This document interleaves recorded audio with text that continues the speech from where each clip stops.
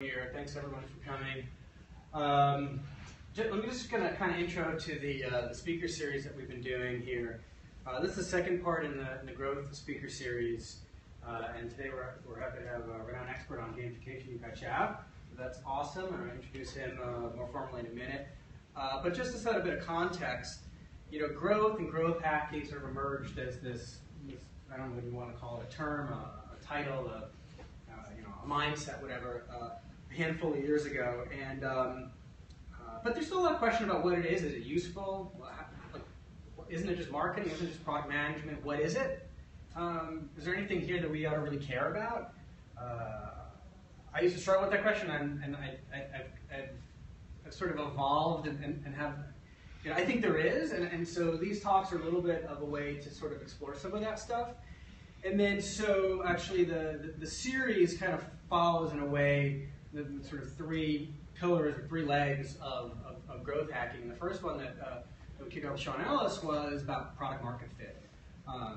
And if you don't have product market fit, you don't know how to measure it, you're not certain you have product market fit, then do not proceed. Stop, go back, and work on the product. And so he kind of described the sort of Sean Ellis test. That was really interesting, and I think we could all benefit from. So first step is product market fit, and the second step, second job of a growth hacker is retention. Alex Schultz at Facebook's a great presentation on the retention curve, and if you don't have that retention curve kind of tuned in, you're kind of dead in the water unless you've got the big marketing budget, so you can just kind of keep paying for more and more people to come in. But if you're a startup or if you're a large company and you've got new products that you want to introduce, and you need a large company, you don't have a $20 million budget, and you want to sort of leverage some of the growth hacking techniques. The second job is retention, and gamification really fits in as one of the important key levers in terms of getting people to stick, getting people to come back. And then the third sort of the third leg of the stool, I'd say, is kind of social. Well, product market fit, get people to stick, come back, and then, of course, tell their friends, because that's the cheapest way to acquire customers, right? And so in a few weeks, we're going to have Guy Kawasaki come in, who's an expert on a whole lot of things, including social. He wrote a couple books on that, and so he's going to be coming in August 5th, I believe it is, to talk about that. So with that, I'm going to introduce Yukai. He was rated the #1 gamification guru by the World Gamification Congress. Which, true to form, there's a leaderboard with all these gamification experts, and you can check in every week and see who's. So I think it's fascinating that the gamification industry gamified themselves. That's a real trip. I would say it doesn't really necessarily mean I'm the best at anything, but it's just always nice to have a bio, which is why it's there. Yeah. Or you gain that system, which gives you some credibility in any case, right? Yukai gave an amazing talk, TEDx talk last year in Switzerland, right? Which. I think everybody should watch. I don't know you're going to get to all those points today, but that was a really interesting talk. He's a partner at the Enterprise Gamification Consultancy, and a presenter, places Stanford, Google, and other haunts around Silicon Valley. Back in 2010, he founded Reward Me, a loyalty program. Not all of us, but a bunch of us here in the small business group, and we sort of think about what small businesses need and how to engage consumers. So. Talk a lot about loyalty programs. Interesting. Anyway, with that, I'm going to kick it off. You've got a presentation, and then if we have some time, we'll do some Q&A. Sound good? Cool. Thanks. All right, guys. Thanks for having me here. So I think I'm going to speak relatively quickly in this talk, just to have space for you guys to do questions, and also if there's something that's really pressing, feel free to just jump in, cut me off.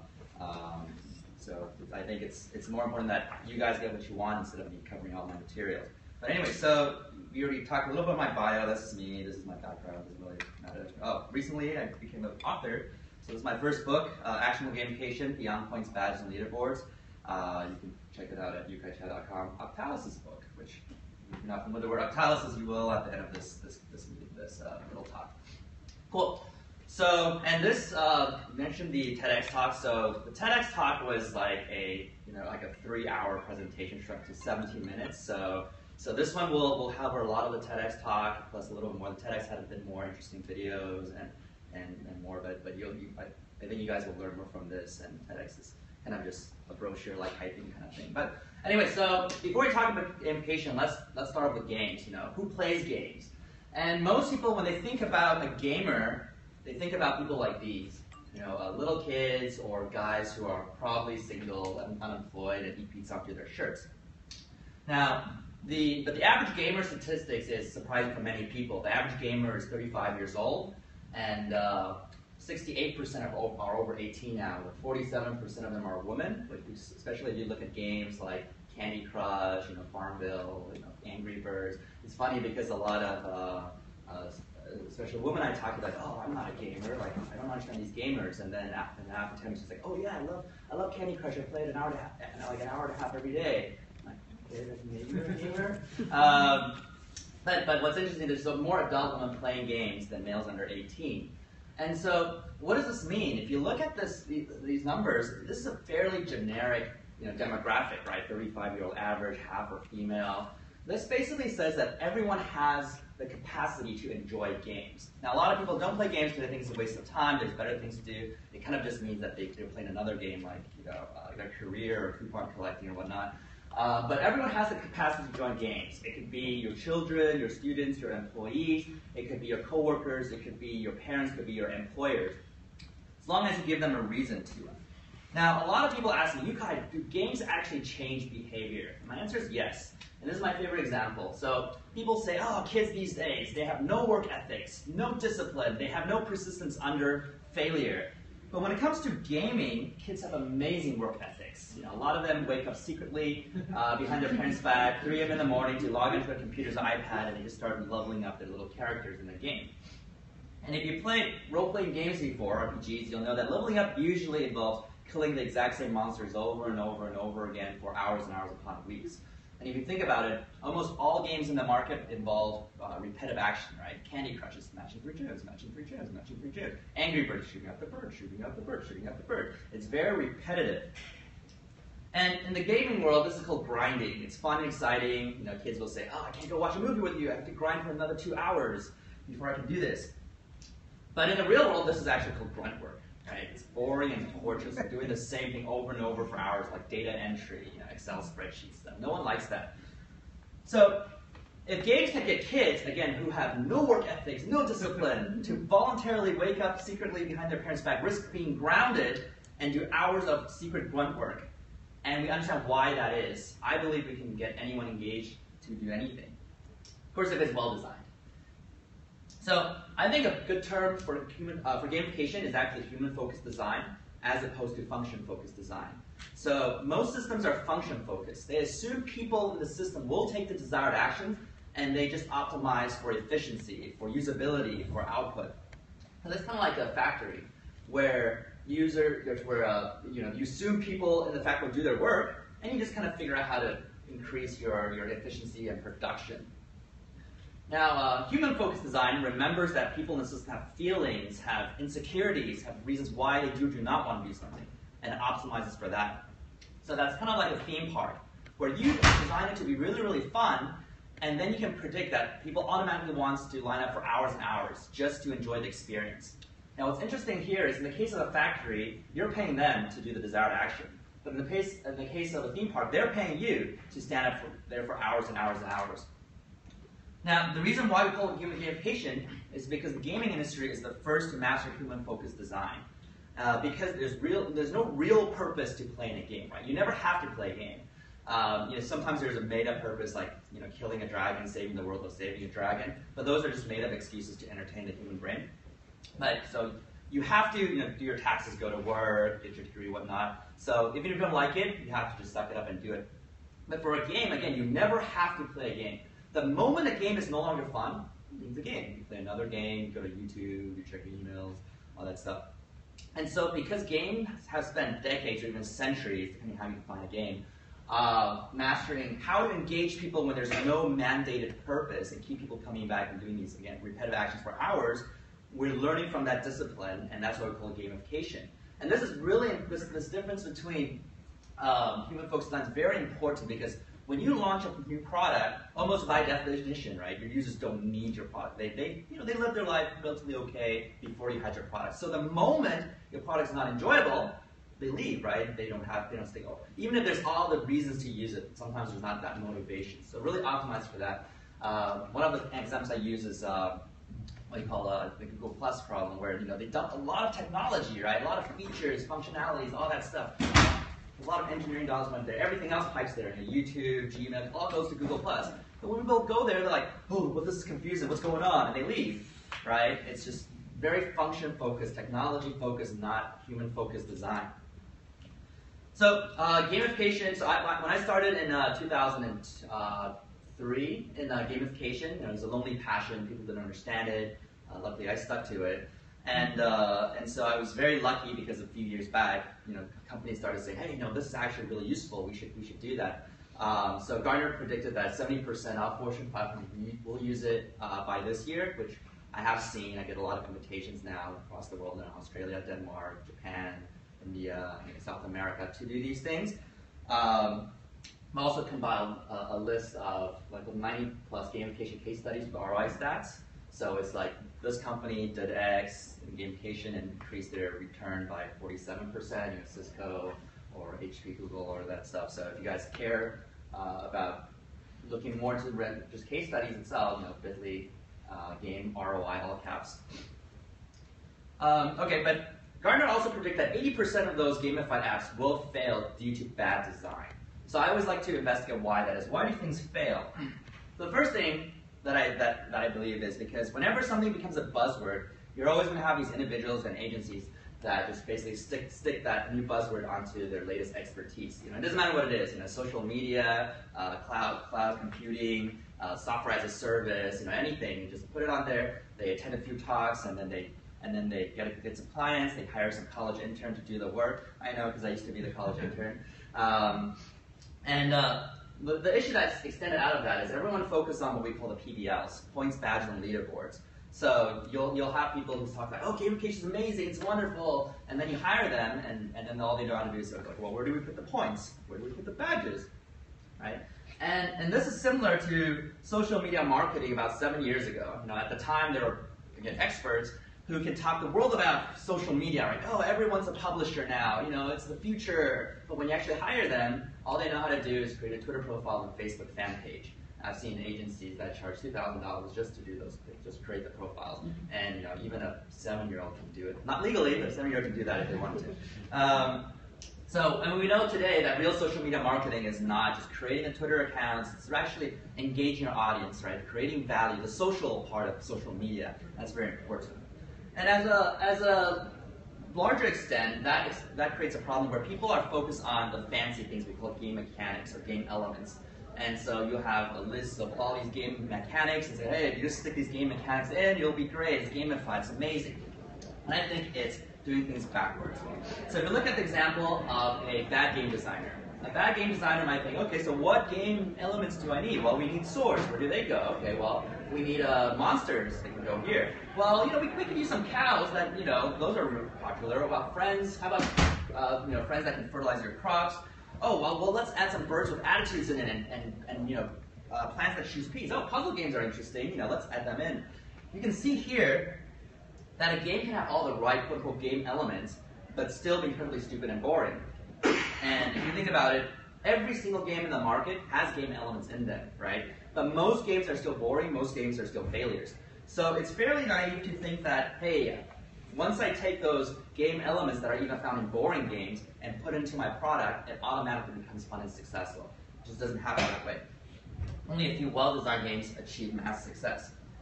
So if you think about it from a good game designer standpoint, instead of thinking about what game elements to use, a lot of them will think about how do I want my users to feel?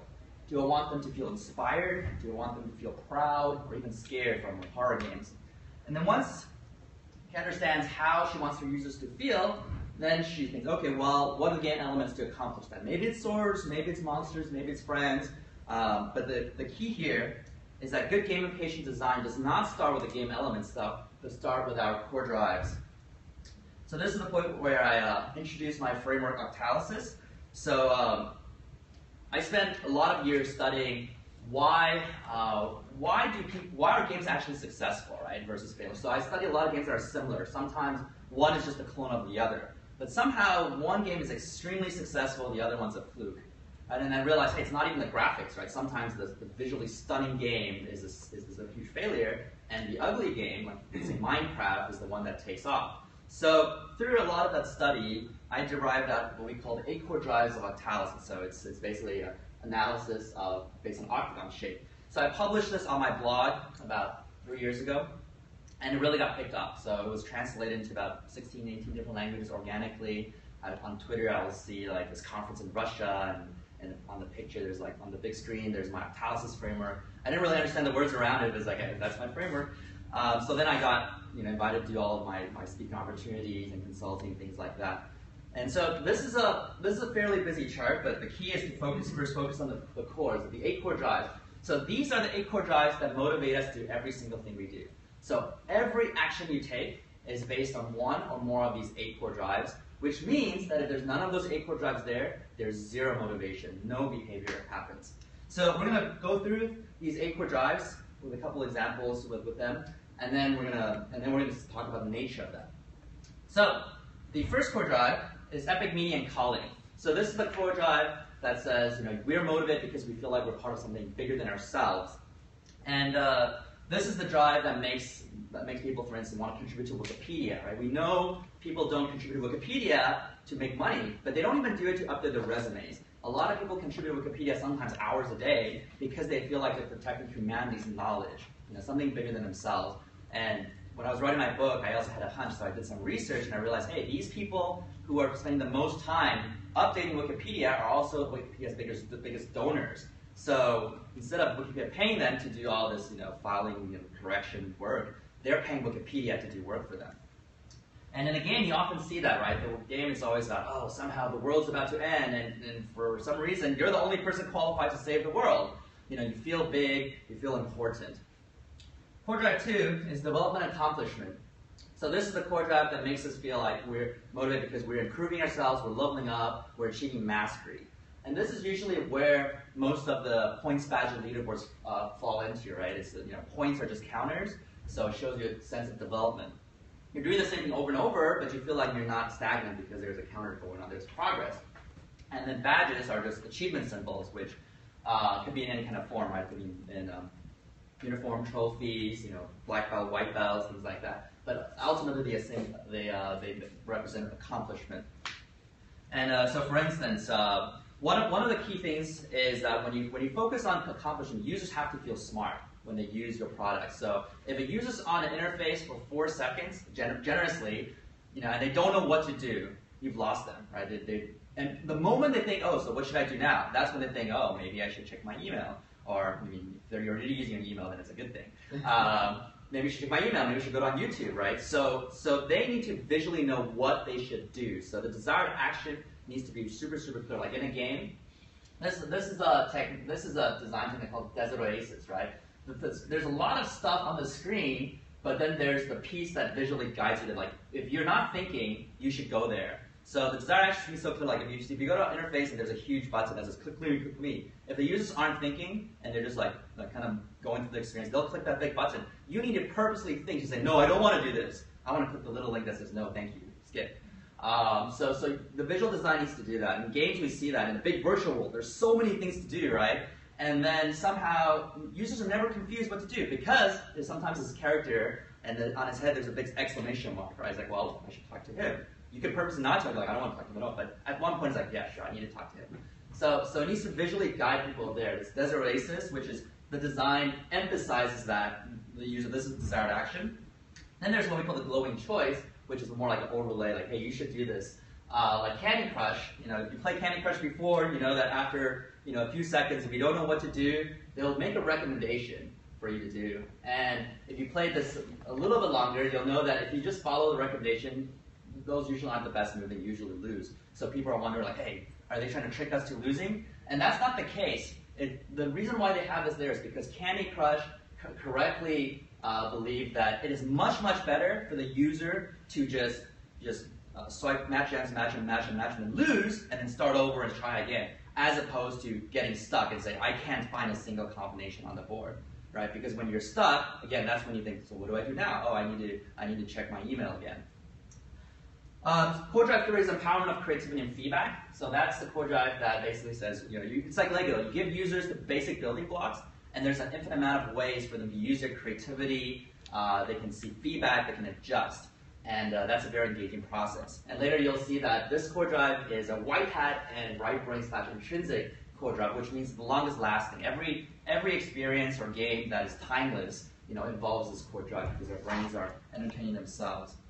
And so a lot of people ask me about education, right? What's wrong with education? How can we get kids to learn, or even grown-ups to learn? One of my more interesting projects is to gamify SEC compliance training for big financial institutions. So you can imagine how boring that is. Like thousands of regulation keeps changing, no one likes it.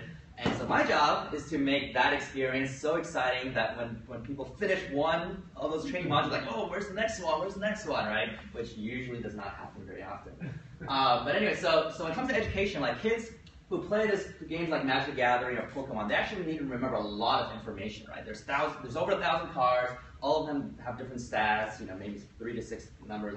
And these kids who play this not only memorize all the cards, they remember things like, oh, my card counters, your card counters, his card.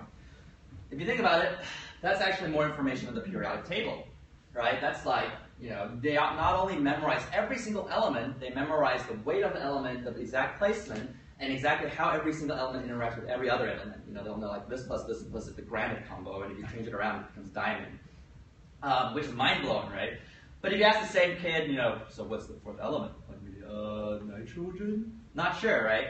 And it's not because the child suddenly went from a genius to an idiot. It's because when they study this, all they're trying to do is to get an okay grade, to not piss off parents, to do okay. And frankly, you don't have to study too hard on this to get an okay grade.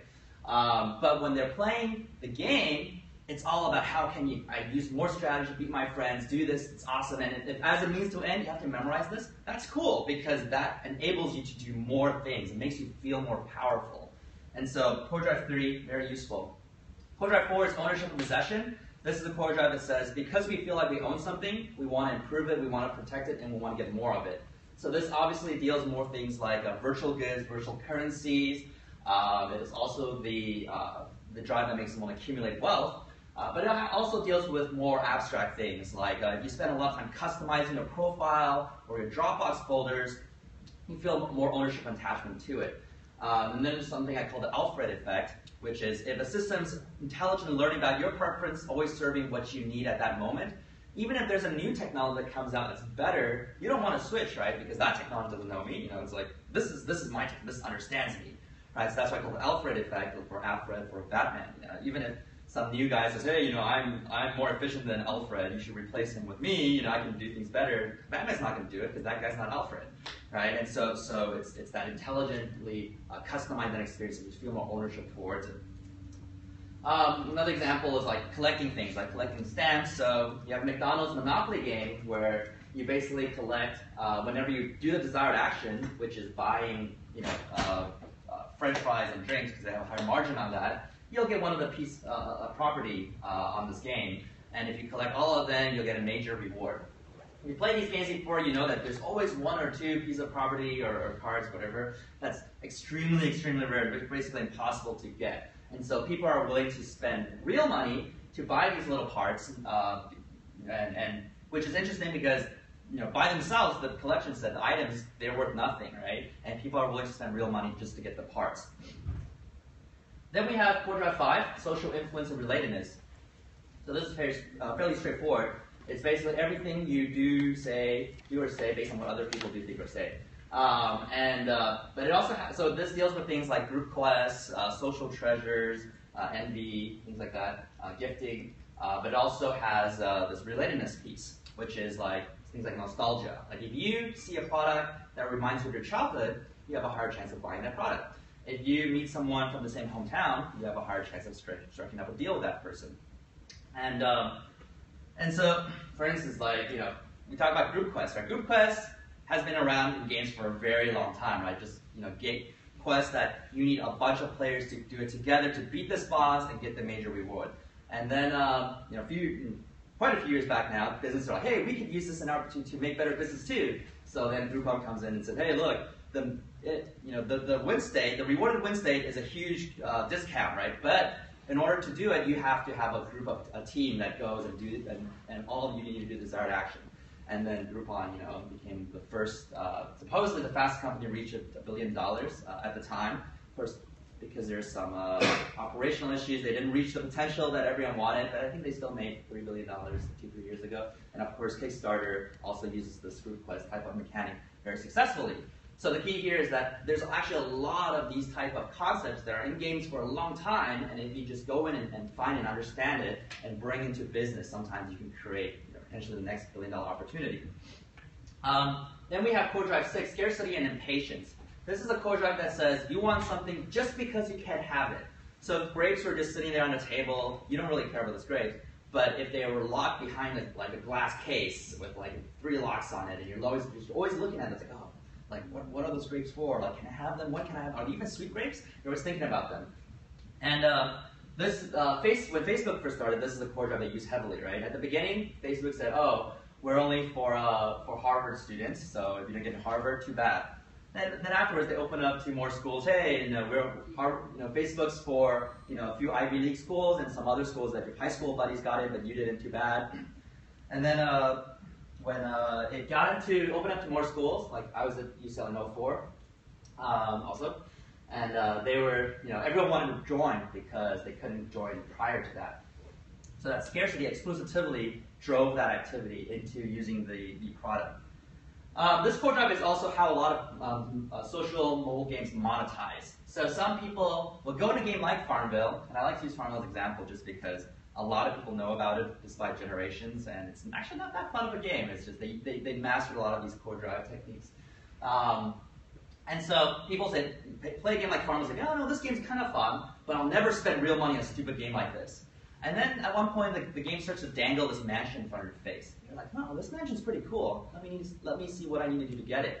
Oh man, I need to do 40 more hours of farming to get this mansion. That's a lot of farming.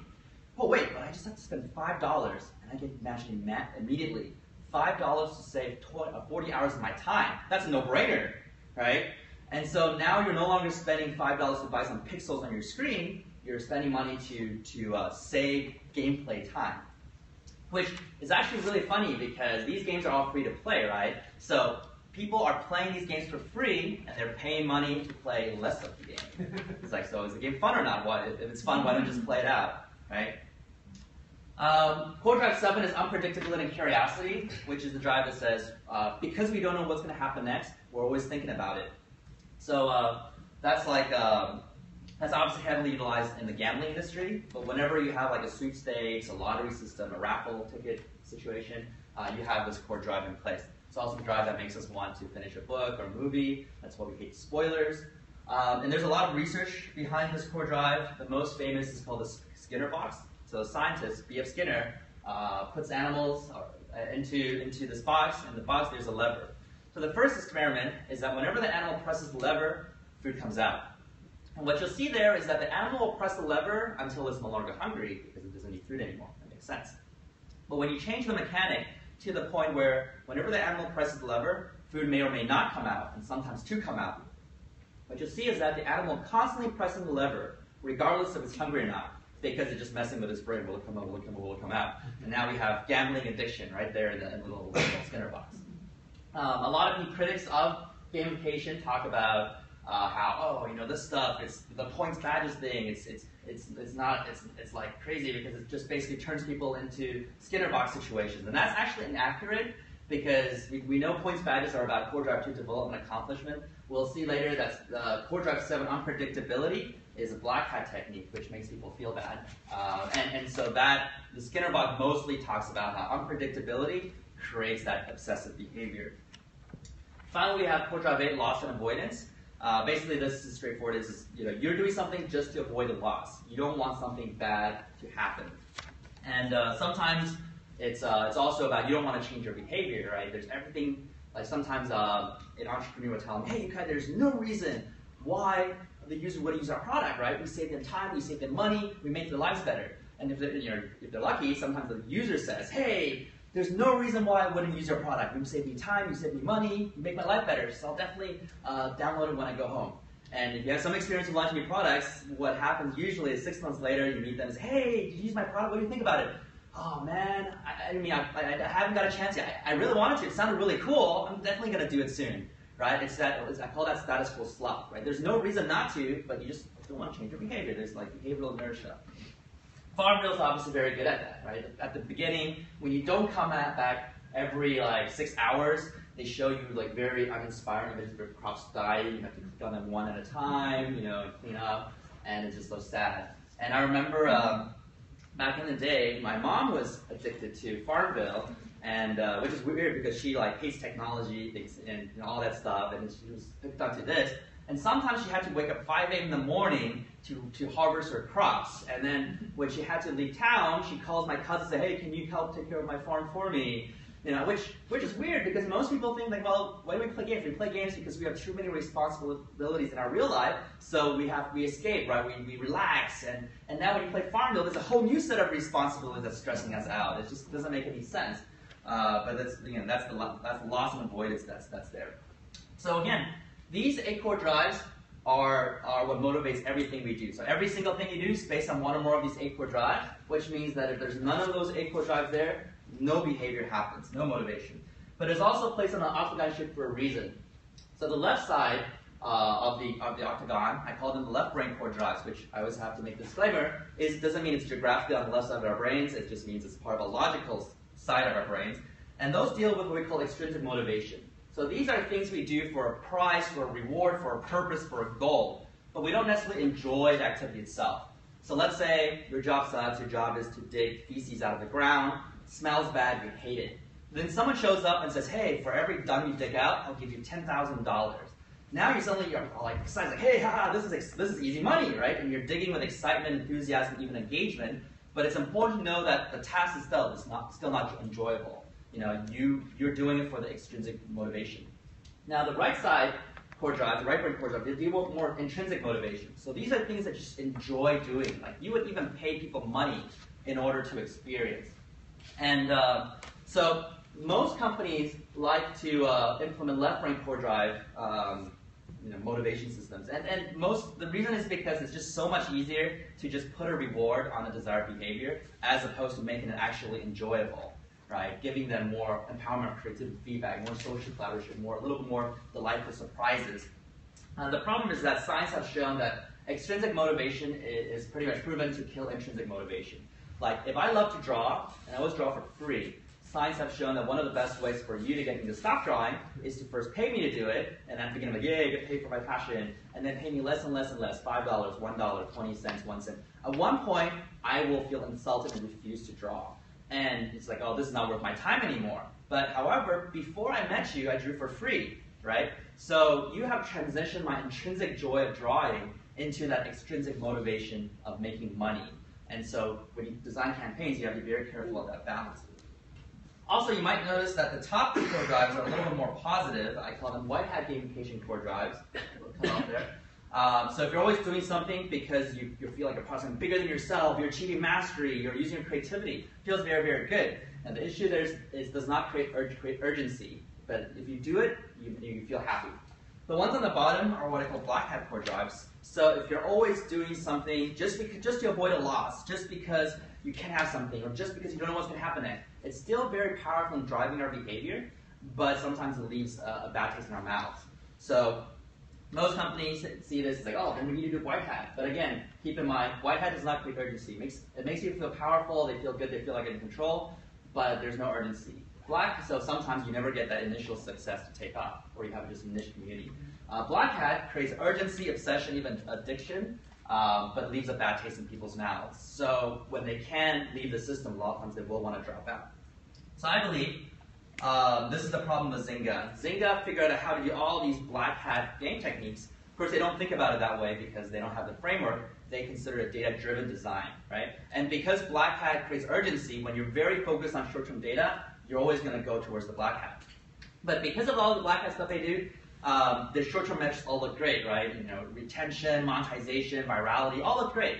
But because users don't feel good playing Zynga games, when they can drop out, they will want to, which is why I believe they show stagnant results in the long run. And then you can see in the past couple of years, they're really focused on pushing their new, casino slot machine games, which is obviously core drives for unpredictable curiosity. That's all black hat, right? So they're really pushing for the black hat part of things, which I think they should kind of balance out with white hat at one point. But just because it's called black hat doesn't necessarily mean it's bad. A lot of people voluntarily put themselves in black hat gamification in order to go to the gym more often, eat healthily. So this is a funny example where it's an alarm clock where every time you press the snooze button, it destroys your money. So you are waking up because of loss avoidance, right? You don't want to lose your money, so you wake up. But you're okay with it because this is a goal you want to accomplish, right? So you're okay with using black hat to kick yourself in the butt and do it. What people don't like is, companies, marketers, governments, parents, teachers, using black hat to get them to, work over hours, buy stuff they don't need, and manipulate them, all that stuff. They'll still do the desired actions because, again, this stuff is obsessive, but they don't feel good about it. So once you have this framework, now you can analyze how different things are engaging. You can look at Facebook, they're pretty good, but there's not a lot of epic meaning calling in it. People don't use Facebook because of a greater cause. Sometimes, they have, support this charity thing, but it's not the main use case. We talked about at the beginning, there's a lot of scarcity with Facebook, not anymore, so there's very little scarcity involved, unless you're the guy who's trying to stalk someone, and it's they don't let you see their photos, what is their photo? Hopefully that's also not the main use case of your Facebook experience. You can look at Farmville, lack meaning, but there's also no unpredictability. You kind of know when you come back, oh, well, I'm going to harvest the crops I put in, I'm going to put new crops, kind of done. We can look at Candy Crush, very more focused on the right brain core drive experience, so it's actually enjoyable. It pushes people forward. This is a tool that one of my fans in Israel built. It's called Octalysis tool. Basically, you kind of adjust the little toggles on the side and it kind of changes the shape of Octalysis. And if you ever care about using it, it's at yukaichat.com/Octalysis tool. It'll give you a little bit of the template-y advice, oh, it looks like you're very focused on left brain core drive, which means too extrinsic, people will burn out. Or you're focused too black hat or too white hat, which means that you don't have that initial urge to use your product. So it can be useful for certain scenarios. You can look at Twitter. Now LinkedIn is very interesting because LinkedIn is very strong on left brain core drives, right? And it's because it makes sense because it's focused on your career, right? What you build your job stuff. And so everyone feels like they need to have a LinkedIn account, so they create one. Now the problem for years of LinkedIn is that there's no right brain, there's nothing to really do and enjoy and have fun on LinkedIn. So they have an account that just sits there. So they spend a lot of energy pushing pushing social influence. So they transition, instead of just the social treasure design, there's recommendations where people have to say, this person's great because blah, blah, blah, blah, blah. They add the endorsements system, which is what I call a social prod. A social prod is the smallest amount of energy to create a social interaction. So it's like a poke on Facebook, right? When you poke someone, you don't have to think about, oh, how can I be witty? You don't have to feel like, oh, if I say something wrong, you just poke someone. And then it's like, oh, I got poked. What does that mean? I don't know. Well, I'm going to poke you back, right? But now we suddenly feel like we have a social interaction. Now on LinkedIn, it's not appropriate to poke someone, so they call it endorsements. But you can tell by the design, it's not meant to be meaningful. It's meant to be abundant. Right? At the beginning of the design, you can even you're endorsing 4 people at once, 4 people at once. You're endorsing 12 different skills of one person, even though you have no idea if they're good at all 12 of these skills. And if you just want to endorse that one skill that you know about, you can't just select that one skill. You have to click X, X, X, X, X, until that one skill is left, and then endorse. Which again, you can see that by design, they don't want you to choose things that are meaningful. They just want you to endorse all day long, yay, a lot of stuff. And so I get emails that say, oh, so-and-so endorsed you, so-and-so endorsed you, and I go and say, okay, I'm endorsing them back. And then now, yay, suddenly there's something to do on LinkedIn, right? So that's pushing the social influence side. But we can tell from the framework that they can really benefit more if they focus a lot more on empowerment, creativity, and feedback, which is white hat and intrinsic, if you have the long-term, the right top kind of long-term design. And they can also focus a bit more on unpredictability and curiosity, which they use that a little bit for monetization, right? It's like, oh, last week 47 people looked at your profile. Pay us to find out who they are, right? It's like, so they use that a little bit of black hat to monetize. Cool. So once we understand how people feel and how you want them to feel, that's when we finally go into the game techniques, things that you could actually do to create those behavior design. So it could be points and badges, but it could be things like social treasure, like magnetic caps, collection sex, oracle effect. The point again is you start with the motivation, not with the techniques, because you can find, for every one of these techniques, you can find it in successful experiences you have in a failed experience. Key is that whether it motivates people, right? Badges, if it doesn't make people accomplished, then it's useless, right? It can insult people if you give them a badge for everything, like scrolling down or clicking the About Us page, right? It doesn't do anything. So that's level 1 of catalysis. There's actually 5 levels in total. We obviously won't cover all 5, and I never talk about more than beyond 3. But a quick idea of what 2 and 3 are. So most experienced product designers think about their product one experience, right? Which kind of makes sense. One product, one experience. But from the standpoint of motivation, I think that doesn't make any sense because your motivation to use a product day 1 is very different from day 100, right? The reasons why you're there are different. Even the features you see are different. So I break down the experience into 4 different phases. Discovery, which is why people want to try to begin with. Onboarding is how do you teach them the rules and tools to play the game. Scaffolding, which is the regular journey, which again involves usually repetitive actions. Every day you have the same activity loop, you do this, and you go and you leave, come back, do the same thing again. Why do people do that? The end game, which is how do you retain your veterans, right? A lot of companies don't design for their end game, which I think is a big mistake because your veterans are your best evangelists, your best monetization vehicles, your best community moderators. But the problem is that they've been there forever, right? In their perception, they think they've done everything there is to do. So have you designed anything to keep them in the system and create value for you? So for every phase, we can think about what core drives are motivating them towards the next phase. Because again, if there's none of those core drives, they just drop out. So for instance, like in discovery, why do people use your product? Well, a lot of people use it because of a weak form of unpredictable curiosity, right? It's like, oh, read about it on TechCrunch, or my friend mentioned it to me. So a lot of times, companies are optimized for social influence, right? Oh, you got to use it. But then in the case of Kiva.org, right, that's epic meaning and calling. It's like, oh, I heard Kiva.org helps the world and I want to make a difference, let me try it. In the case of B2B enterprise software, a lot of times it's loss and avoidance. It's like, oh, my boss said I have to use this software and I don't want to lose my job, so I'm going to use this software. Right? Again, it's black hat, so it's amazing at bottom line the activity. Your users will use your software, but is it the best type of engagement and excitement go into the experience? Probably not. Then you look at onboarding, onboarding, how to install that epic meaning and calling, how do you make people feel smart? Because a lot of onboarding experience feel confusing. That's one of the biggest mistakes companies make, right? Onboarding, if you have 50 amazing features and you show them all at once, they panic and they don't care about any of them. But you show them 2 or 3 at once, they appreciate all of them, then they unlock the 3rd one, yay, amazing, then they unlock the 4th one, yay, amazing, they get to appreciate all of them. So you kind of go through all of that. Once you master level 2 of catalysis, they can bring another level to level 3 of catalysis, which factors different player types. This is Richard Bartle's 4 player types, achievers, explorers, socializing, killers, but you don't have to do it this way. It could be your own personas, marketers versus engineers, international market versus local market, whatever you want. But the key here is that different types of people are motivated differently, and so it allows you to kind of see for what types of people do their experiences become bad and drop out. So you kind of map it out. It's like, oh, explorers doing the scaffolding, they really get burnt out because everything is about black hat, and you get to kind of map that out. We won't spend too much time on that. So yeah, I think then basically, generally, when you work on a new product, instead of thinking about features, functionalities, start off thinking about the drives, the motivation, like how do I want my user to feel? What core drive should I be pushing? Do I want short-term results? So a lot of sales and e-commerce is about black hat, like getting people to quickly buy the action. A lot of times employee motivation of building a community, that's about white hat. If you're hooking people into the experience first, extrinsic works. If you want them to stay around and have fun, enjoy the process, the intrinsic experience works better. So that's pretty much the talk. And I'm actually hosting a 2-day Actalis work in San Francisco in August 12th, 13th. So if you want to learn more, it's like 5 hours a day or something. It's a long workshop. And then if you guys want it, you guys have a Yahoo discount here.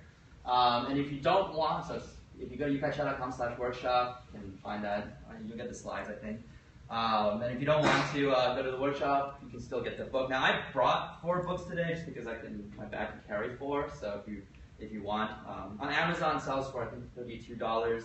Over here, I guess you can get it for $20 with a signed signature. So if you want, just talk to me, and be happy to answer questions now. Thank you. All right, thank you. Awesome. We don't have that much time for questions, but let's pull up a chair and I'll ask you a couple of questions. We'll put it out to the group, and then unfortunately, everybody online watching the stream, sorry, I can't take your questions right now. But no, this is really great, and you started to help me answer the one question why.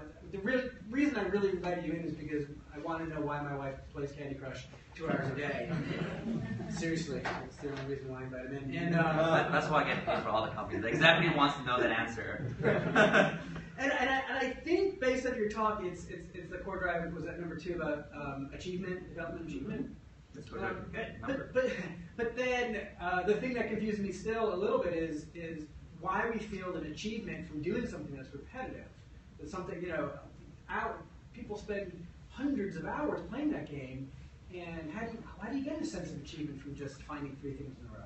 Yeah, so Candy Crush is actually really strong on core drive for empowerment of creativity and feedback, which again, it's on the right topic. It's white hat and intrinsic, and it's about, meaningful choices, creativity, problem solving.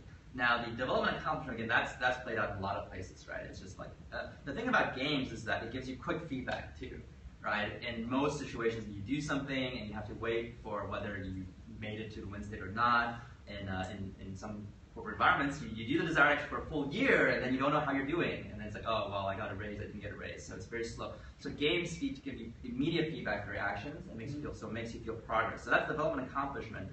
But the key is that empowerment, creativity, and feedback. It's about your mind is problem solving, it's engaging, and so sometimes. So I did Candy Crush for a while, and then I move on to other games, right? And then my wife every once she gets into times where she plays Candy Crush for a lot, and then she gets guilty, she deletes it, and then later she gets it back. So we've been through that cycle. Yeah, and one point she was playing Candy Crush. I'm just researching my own game, right? And then I looked at her screen and I'm like thinking, and then we lose, right? So I said, give it to me. And I start playing like 2-3 games trying to solve that level, right? And then at the end I'm like, what am I doing? I'm not even playing Candy Crush. No, I'm playing this other game. So it does absorb our mind into it. Now another thing about Candy Crush is that, and this is very subtle design, right? Because there's a lot of clones out there or predecessors out there. Is that Candy Crush, they modify the levels, stages differently, so there's the different shapes and whatnot. So every stage is different. Right, it's not the same challenge, and so that's unpredictable curiosity. Yeah, so a lot of these things come together to form that experience. Yeah, that's what I was going to ask you. There are so many clones, and why that one became so successful. And do you think it's in part because of that? Yeah, so usually it involves a few things, right? But then I think they're really strong on that empowerment of creativity and feedback, as well as that unpredictable curiosity. They monetize heavily on that scarcity aspect, Yeah. I was going to ask you about that too. I had read that one of the really successful mechanics was ending your session for the day basically, and leaving you with a feeling of being not sated. Yes. And call it a torture break. Right. So talk about that. How powerful is that in game mechanics, and how widely used is that? Yeah. So this is very widely. So in the old days, console games, they want you to play as long as possible. If you play the game for 5 hours straight, that's a win, right? Nowadays, the game doesn't let you play for long, right? It's like you can play for an hour, but then after you have to stop. You have to wait for your crops to come back up, to grow out, your army to train, or your energy to come back. And so some parents who don't understand this design is like, oh, this game development company is so ethical. They don't want my children to play so long. Now the problem is because of scarcity, right? That core drive, because the gamer is stop playing not on their own terms. They're forced to stop. Now they're always thinking about it. They come back 2 hours later, 4 hours later, 5 hours later, even though they know as a fact, their brain knows it hasn't been 8 hours yet. But it's just like, oh, I have to do it. But if they play out, let's say if they play 3 hours straight, they're happy. When they're finished, they're happy, they're satisfied, they don't think about the game for maybe 1 or 2 days, and then they come back, right? So this is really powerful in getting, but it's like people to come back more frequently, building up a habit out of that. Yes, but the thing is that this is black hat, and it's extrinsic, right? Yeah. So people don't necessarily feel good. So there are games that I've played or I've done research on. It's really dictating your sleep schedule. Like you're waking up at 4 a.m. and to do this thing because you can, and you go back to sleep. And so eventually when people quit these type of mechanics, if it's black hat, and when people quit, they actually feel very good. It's the happiest day of their lives when they can escape that system. Yeah, talking about intrinsic and extrinsic, I mean, we have things like you mentioned exercise, and whether maybe or learning, or I remember when I was a kid, in elementary school, I had a poster up that like a book club poster, and there was a path, and every time I read a book, right, there was some reward at the end, right? But we like reading, we like fiction, we like stories or sports, we like being outside. Why do we need, is this intrinsic or extrinsic? Like why do we need to motivate ourselves to do things that ultimately we like to do? It's because, so again, when we talk about white hat are things that we like to do when we do it feel good, right? Things that make us feel more accomplished, using our creativity and even like doing things, epic meaning calling, pursue, whether it's like pursuing your faith or whatnot. But the problem is that, again, it does create urgency. So what we end up doing are all the black hat things. This deadline's coming up, loss and avoidance. I have to do this now. Oh, this exclusive offer. Unpredictability, like, oh, what's happening on Facebook? What's happening on Pinterest, right? And there's science that shows that whenever you pull down and refresh your Facebook feed, it's like the same mechanic as pulling a slot machine. Like, oh, did I win? Oh, nothing interesting. Oh, this is interesting, yay, right? And so we end up doing those things all day long, and it doesn't make us happy. So therefore, a lot of times we actually need to use some black hat design and extrinsic motivation design to really push us into doing the things that when we do it actually makes us happy, hence bringing back the white hat. Right. Because it's not all digging for dung. It's using sometimes black hat techniques to get us to do things that we actually want to do, but we don't get a chance because we're doing all these other things. Yeah. So the nature. So there's because you're like, oh, is this good or bad? Is black hat bad? And it's like there's two sectors. Like there's what it's motivating people towards, right? You can advocate, motivate people to genocide using epic meaning calling. Right? Or you can motivate people to exercise every day with loss and avoidance. Right. So the nature of it is how you feel when you do it, but then there's also what it's meant to do, and those are separate. Very insightful. I'm sure you guys have a lot of questions. Let me open it up. So I think one of the interesting things, if I look at traditional media, newspapers and radio and television, that's a marketing kind of bonanza, and as a consumer, you have to train yourself to kind of go, okay, just because that product's advertised, I should not necessarily just buy it. I shouldn't take their word for it. It has this benefit, it does this thing.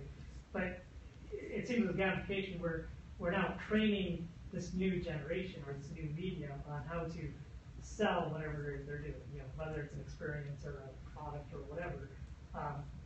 It seems like there's also a need to educate the consumers that you're being exposed to a black hat technique, and it's going to suck you in, and you may need to step back and kind of evaluate and go, well, do I really want to engage this? Is it really worthwhile? Is it really what I want?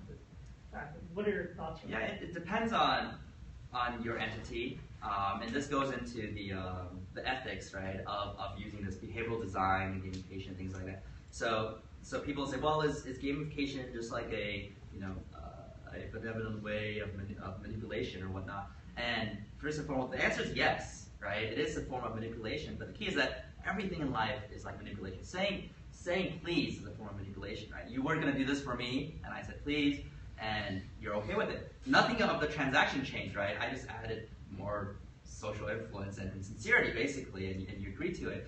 And when you say thank you, it's like an emotional reward. And no one has a problem with that, right? They even expect it. And so a lot of things are like that. I think there's two important things in game that is important to know. One is there needs to be transparency. The person needs to know that you're trying to influence them, right? They don't have to agree with you, so it's like they agree for you to pitch to them, but they don't have to agree, but they understand that. So it's not a trick. So if you're saying, hey, let's go to this party, but you're actually going to get them to do something else, there's no transparency. I think that's unethical. So there's opt-in. So they have to be able to opt out, basically. That's number one, and there's transparency. So when you think about something like hypnosis, the ultimate type of manipulation, right? It has these two things. One, I opt in. I agree to at least be influenced. I don't have to comply, but I agree to be influenced. And two, I know what you're trying to do to me. And then I put myself in this, and then no one has a problem with that. Again, but the marketers themselves, they usually will like, disclaimer, we're doing black-copying. So that's why the consumers themselves need to be educated. When you go to a used sales cardsman place, you know they're trying to manipulate you to like shut up like random amount when they want to say, oh, this is like incredible. I'm gonna argue with my boss, and then after, oh, I fought for you, man. I almost lost my job for you. But you have to take the deal now. You know it's fake, right? And so, but the sales, I don't know if it's the salesman's responsibility to tell you that, but you have to kind of just get educated yourself. And that's what I feel about the issue. What other questions do you have? This particular side of the stick, which is about putting some commitment to your whatever you want to achieve, and then if you don't, then the amount that you pledge towards it will go away in that particular side. what are your thoughts on that particular thing? Whether it's actually, it's one of the sticking sticks. It's loss avoidance design. Yeah. So this is to lose weight is one of the popular things that they do for. What are your thoughts on that? So this type of design is loss and avoidance, right? Everyone puts in some meat in the game, and if you don't do the desired actions, then you lose what you have. So there's a couple things on that. First of all, how big is the loss? So for instance, one example is a child care center that they want to motivate their parents to pick up their kids on time. So they put a fine on it. If you're late, you get fined for $3. And any traditional economists will tell you, yeah, if you put a monetary penalty on something, that action will decrease. But in fact, it actually increased that activity. A lot more parents became late, and it's because, first of all, you transition from like a little bit of epic meaning, like, oh, I should be a good parent, socialism, I don't want to create trouble, into, oh, now it's $3. Now they can think about, oh, well, my meeting's important, so it's worth $3. They also think they're buying their right to be late. And so the child care center decided, hey, this is not working, so they turned it off. But then parents were still late, and the key is that $3 is not a lot, right? If they say if you're late, you're charged $500. I'm assuming a lot of parents will be on time. However, they won't feel good getting black hat, right? They're going to find a new child care center as quickly as they can. So in that design, first of all, if it's not a high amount, then suddenly it's like, oh, I want to lose it. That's a big motivation. Oh, if I don't do it, I'll lose $5. That's nothing. I don't care. But two, it's also loss and avoidance.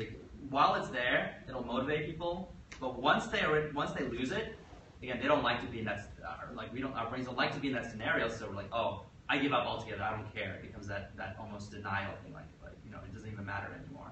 So that's why when you use Black Hat, you use it to do short-term sprints. Like you use Wi-Fi to make people feel comfortable, but you need to get them to do that one action. Just kick their butt to do it. Sign up, register, or go to or work out this one time, use Black Hat, but then immediately after you need to go back to White Hat so they feel good about the action. It's almost like the fundraiser who makes you feel like a jerk if you don't donate money, and then you donate, but you don't feel good, right? But then after it's like, hey, look, here's all the pictures of the kids you helped in third world countries. Hey, look, here's a poem. He's learning English now. So you're like, that was good. That was money well. I'm being charitable. So you want to make sure there's a balance there. I guess the only thing that they did, you donate to a charity that you really don't support. Mm-hmm. Like that money that goes to, so it's one of those black, whatever the technique is, but still you're donating, but you're donating to a charity that you really want to support. And sometimes, yeah, so that, if you just are really against what they do, there's like a higher cause, like I just think you're destroying the world, so I don't want to support. So then it's a battle between the core drives. But a lot of things like, I'm willing to help them, I just can't help everyone, I'm not motivated enough, I don't even know you, and sometimes they use Black Hat to like push you over the edge. So it just kind of sometimes, it just depends on what we call the anti-core drives are. There. So one thing that we do when we're doing design for software is we use persona, and personas, we attribute goals to those personas, right? So we use the word goal. Other goals might be, we work in a small business, so the goal might be successfully grow my business, balance my life with my business, things like this. So how do you see the integration? We use the word drives, the drive and goals. Are these overlap? Are they different things? Are they the same? Yeah. So you're talking. So different types of people motivate differently. So you can utilize. So these 8 core drives are universal in terms of motivators. Like we are all motivated to some extent, but some more than others. Just like everyone wants to feel appreciated, and like no one wants to feel incompetent. Right? If you like to feel incompetent and unappreciated, and I'm pretty sure in almost all countries it's actually seen as a disease, right? Psychological disease. But it's to some extent. So you make assumptions, right? You start with a hypothesis, like for instance, the average entrepreneur probably more motivated by epic meaning and calling. They probably don't mind unpredictability. But then let's say the average bell curve accountant, probably not a fan of unpredictability, but more about ownership possession, which is about organizing, collecting, accumulating type of things. Or a lot of times lawyers are motivated by loss and avoidance, right? They're always thinking about this happened, you get screwed, all this stuff. Whereas musicians, it's all about kumbaya and things like that. And so that makes your slides too about different how to understand different frameworks with octalysis. But then your question relates to, for instance, the Bartles 4-player types, for instance, right? when you have the 4 player types, you can understand like they're motivated by different core drives. And you start off making assumptions about it. You're obviously learning more about them as you go. But at least you're designing. When you're designing them, you can't fill the screen with everything there is, right? So you have to pick your battles. Like, what can we do that speaks to this audience the most? And I think that's at least a starting point to think about. So I guess, okay, so it's like, so if I have a goal of grow my business, right, I want to open up a store. I'm selling jewelry online. I want to grow my business by 50% over the next 12 months. I'm just trying to understand how. Yeah, the first thing you do is you want to define the desired actions. So again, as long as we define the desired action, we can improve it. There's 2 limitations to what we can do. One, we don't make computers smarter. I have a slide that talks about that too. We can't make computers smarter, so if you have slow queries, slow loading, it can't help. 2 is we can't get people to do what they don't know how to do. So if like I can't get someone to fly a plane across the Pacific Ocean, but I can get someone to because they don't know how to fly a plane, right? But I can get someone to at least motivate enough to learn how to fly a plane. So it's not a relationship ability. So the first thing, so it kind of goes into every campaign starts off with what we call the strategy dashboard. You define your business metrics. What do you want quantitatively to improve. Then you have to define your desired actions, right? What are the actions? And then you think, when you have these desired actions, then you think, okay, what among these 8 core drives can I motivate people to do it, right? Okay. So the goal is sort of a higher level of abstraction. Yeah, it's sometimes hard just for me. So sometimes I'm at a conference and there's 1,000 people and someone says, I work in the healthcare industry. What can I do right now to like solve all my problems? Like, oh, I don't know, because you have to really define what that exact desired action set is and the user. And so unfortunately, I'm only able to teach the tool to answer the question, but it's hard for me to on the side say, this is your answer, right? No, I understand. But again, once you define desired action, think, okay, well, can I motivate them more through scarcity, right? A lot of times jewelry. There's actually an interesting study or a case that was this woman trying to sell these turquoise jewelry pieces, and she did everything that she could, upselling it, pushing it on the front of the physical store, and no one would buy it. And then before traveling, she asked her salesperson to cut the price by half. And the salesperson misread the note, and instead of cutting the price by half, they doubled the price. And then immediately it all got sold out. So it's like, that scarcity actually increased the sale. Yeah. So again, you think about desired action, think about can you add these core drives into that experience. So I think as a follow-up on that, so we have different user segments. Each of them will have different set of core drives. But at the same time, their core drives will evolve depending upon the stage at which we are trying to get them use the product, right? Where during discovery, onboarding, and each of these, right? That chart may look a little different at every point in time. I think the question really is that how do you balance out, because if you try to use everything, then there's going to be a clutter of, because there's a signal versus noise, right? The only way you can catch or you can engage a certain user is depending upon what is their core drive in the scenario that they are engaging with you, right? Mm-hmm. And at that point in time, what can you do to make sure that they are achieving that? How do you find the balance? Because the problem is that at the time of a product evolution cycle, somebody will think of, oh, you know what, this is a chart, let me use this. But at the same time, each of this can cause trouble, right? Mm-hmm. One can cancel out the other if you are really not understanding who your user is, what context they are in, and what scenario we are thinking about. So how do you sort of help to match these things? So a couple of sides to that. One is, and then it depends on your task, right? What is the environment? But from a normal pattern standpoint, from discovery phase, a lot of times you use white hat in your marketing brand to make people like your brand, have an intention to use it. Use black hat to convert them to do it. Onboarding is about white hat and making them feel smart and progressing forward, feeling good, and scaffolding. But there's a transition. But we talk about the same interface, and that's a challenge, right? Because the people in the end game and the people in onboarding, they're seeing the same interface, and how do you appeal? It's not like they're working on different products, right? And so there's usually 2 ways that I've seen in being resolved. One is what we call Evolve UI, which is like I said at the beginning. The beginner only sees 2 or 3 things, right? And you never let users accidentally stumble upon a bad experience. So a lot of times when the user goes down, there's like 7 things, and you click inbox, it says you have no inbox, you have no messages at all. You know, you use that motivation to do something, and it's a bad experience. Friends, you have no friends. So like, why would you allow you know where they should click to have a good experience? Why would you allow them to go into something that has a bad experience? So usually it's like when they get their first message, say, hey, congratulations, you just got your first message, and this message, your inbox is unlocked, so it appears. It's like, oh, cool. Now you made your first friend. Now you know your friend section appears. So you evolve. Like I said, in World of Warcraft, if you see level 70 player, like max level players, their interface is crazy. There's so many things, all the stats about all their friends and all that stuff. You don't even see the animation, like who's hitting who. But it never starts off that way, right? And at the beginning of World of Warcraft, it's like you have 2 options: walk, run, and hit someone, and then eventually grows. So that's 1. 2 is and 2 is more of a it's more complex, it's smart design. Whereas the beginner user are always doing the big main desired actions, right? The big button, do this, do this, do this.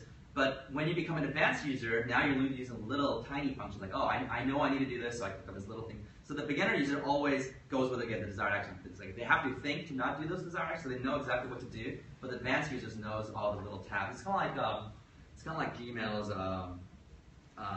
Gmail Labs feature, right? At the beginning, they give you a set of Gmail features. But if you want, you can go to Gmail Labs and unlock more advanced features, like unsend your email, which is very useful for me, things like that. So hopefully that kind of answers your question. I think we're sort of out of time, but would you be able to stick around for a couple minutes? Yeah, I'll stick around. All right, well, thank you so much. Give them a round of applause.